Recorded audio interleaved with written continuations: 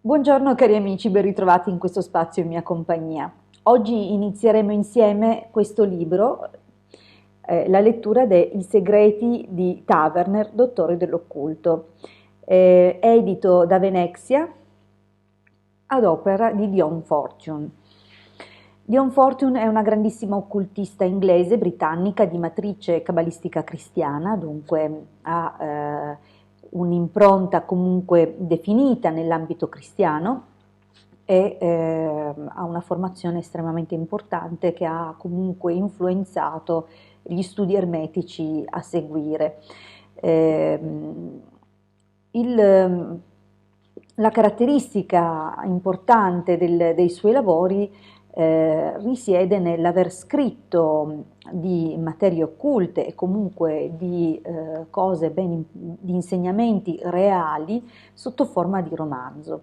Non soltanto questo è uno dei libri scritti da lei, ne esistono molti altri e in tutti ci sono dei reali insegnamenti, anche se possono essere letti in due modalità differenti, ma lascio la parola a lei leggendo quello che lei ha scritto nella sua introduzione, così che vediate appunto voi stessi di cosa sto parlando.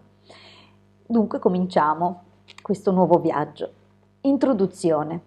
I racconti contenuti in questo volume sono interpretabili in due modi diversi, che dipendono dal gusto personale del lettore e dalle sue conoscenze sull'argomento. Possono essere considerati semplice narrativa creata, come sostiene Fatboy nel Circolo Pickwick, per far accapponare la pelle, oppure possono essere presi per quello che sono, studi reali di aspetti poco conosciuti della psicologia, raccontati come narrativa, perché se io avessi provato a pubblicarli come serio contributo alla scienza non avrebbero avuto alcuna possibilità di essere divulgati. Si potrebbe chiedere, a ragione, per quale motivo io desideri garantire un pubblico a storie come quelle narrate in questo volume, se non per un ragionevole interesse nei diritti d'autore che di solito spettano a coloro che soddisfano la predilezione del pubblico per le cose spaventose. Tuttavia chiederò ai miei lettori di attribuirmi un motivo diverso da quello puramente commerciale. Sono stata una delle prime studiose di psicanalisi di questo paese e ho scoperto nel corso dei miei studi che mi erano stati affidati parecchi fili, i quali però scomparivano nelle tenebre che circondavano il piccolo cerchio di luce proiettato dalla conoscenza della scienza esatta. È stato seguendo questi fili nelle tenebre dell'ignoto che mi sono imbattuta nelle esperienze e nei casi che, trasformati in racconti, sono narrati in queste pagine. Con ciò non intendo dire, tuttavia, che queste storie si siano verificate esattamente come le ho raccontate, perché non è così. Ma esse sono tutte basate su fatti reali e non c'è un solo episodio che sia unicamente frutto della mia fantasia. In altre parole, anche se nessuna immagine è vera fotografia, nessuno è uno schizzo basato sull'immaginazione. Anzi, si tratta di fotografie composte, ottenute tagliando e incollando innumerevoli istantanee di avvenimenti reali e il risultato, tutt'altro che un prodotto arbitrario dell'immaginazione, costituisce uno studio serio della psicologia della sovracoscienza. Presento questi studi di patologia soprannaturale ai lettori perché so per esperienza che casi come quelli trattati in questo libro non sono per niente insoliti, ma, restando sconosciuti, finiscono con non ricevere alcun aiuto. Personalmente mi sono imbattuta in molti casi come quello narrato nella Casa del Potere, alcuni dei quali erano ben noti ai membri delle cerchie ristrette che si interessano a queste cose. Brama sanguinaria è la pura verità, ed entrambe queste storie, lungi dall'essere state arricchite con l'intento di farne dei racconti, sono state ammorbidite per renderle adatte alla stampa. Alcuni dei miei lettori senza dubbio riconosceranno il dottor Taverner. La sua misteriosa casa di cura era reale e infinitamente più singolare di quanto si possa descrivere in un racconto. È curioso che l'immagine disegnata a fantasia dall'artista che ha illustrato questi racconti per il Royal Magazine gli somigli in modo incredibile, sebbene egli non abbia mai visto una sua fotografia né gli sia stato mai descritto. Con il vero dottor Taverner ho il più grande debito della mia vita. Senza di lui non ci sarebbe stata Dion Fortune e a lui scelgo di dedicare queste pagine. Firmato Dion Fortune, Londra. Bene, Brama sanguinaria infatti è proprio il primo racconto di questo testo e dunque cominciamo a leggerlo, anche perché come racconto è piuttosto lunghetto ed è suddiviso in tre parti. Dunque leggiamo la prima parte di Brama sanguinaria. Dopo tutti questi anni non sono ancora riuscito a decidere se il dottor Taverner sia l'eroe o il cattivo di queste storie. Che fosse un uomo dagli ideali altruisti è cosa certa, ma il modo in cui metteva in pratica questi principi era assolutamente privo di scrupoli. Non violava la legge, semplicemente la ignorava. E sebbene la squisita delicatezza con cui si occupava dei suoi casi fosse di per sé indice di educazione, egli non avrebbe esitato a usare quel suo meraviglioso metodo psicologico per fare a pezzi un'anima con la stessa sistematicità e direi quasi benevolenza con cui curava un suo paziente. Le circostanze del mio incontro con questo strano uomo furono piuttosto semplici. Dopo aver lasciato l'ordine dei medici militari, mi recai presso un'agenzia di collocamento di personale sanitario e mi informai sugli impieghi disponibili. Sono uscito dall'esercito con i nervi a pezzi, avrei bisogno di un posto tranquillo, finché non mi sarò rimesso in sesto, spiegai. Come tutti del resto, rispose l'impiegato guardandomi pensoso. Mi chiedo se vi potrebbe interessare un impiego che abbiamo nei registri da un certo tempo. Ci abbiamo già mandato alcune persone, ma nessuno si è fermato. Fu così che mi mandò da uno degli ausiliari di Harley Street, dove feci la conoscenza dell'uomo che, buono o cattivo che fosse, ho sempre considerato la più grande mente mai incontrata. Alto, magro, con un volto che sembrava di pergamena, poteva avere un'età qualsiasi tra i 35 e i 65 anni.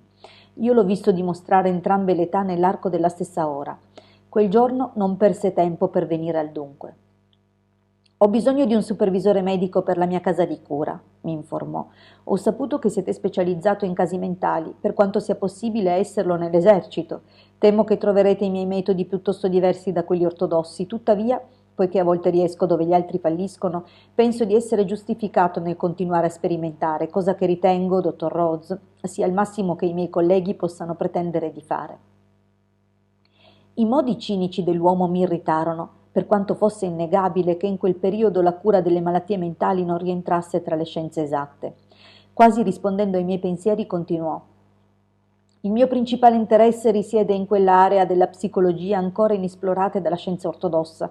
Se deciderete di lavorare con me vedrete alcune cose strane, ma tutto ciò che vi chiedo è che teniate la mente aperta e la bocca chiusa.